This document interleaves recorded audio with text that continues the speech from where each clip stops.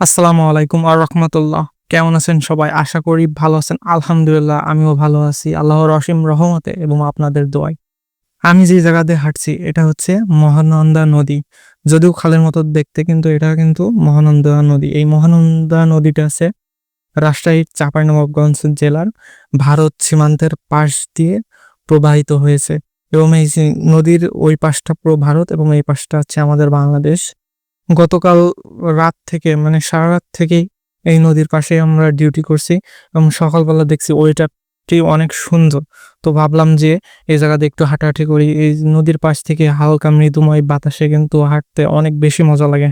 যাই হোক হাঁটতে, হাঁটতে ক্যাম্পের দিকে যাচ্ছিলাম। ক্যাম্পের দিকে যাইতে যেয়ে দেখি যে এক চাচা তার জমিতে সার রোপণ করতেছে। আরেকটা কথা কিন্তু বলা হয়নি। আমি কিন্তু হয়েছি বাংলাদেশের বিখ্যাত আমের জায়গা অর্থাৎ রাজশাহীর চাঁপাইনবাবগঞ্জে এবং এটা আপনারা জানেন যে রাজশাহীর চাঁপাইনবাবগঞ্জে কিন্তু সবথেকে বেশি আম উৎপাদন হয় এবং এমন কোনো জাতের আম নেই যে এখানে পাওয়া যায় না।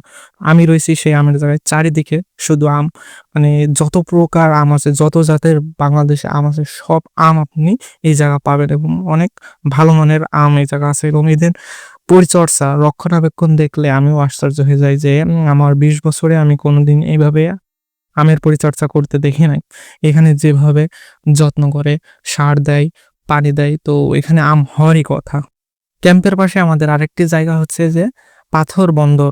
অর্থাৎ এই জায়গাটা হচ্ছে রাজশাহীর একটা স্থল বন্দর। মানে আপনারা হয়তো জানেন যে পানামা স্থল বন্দর নামে একটা জায়গা আছে।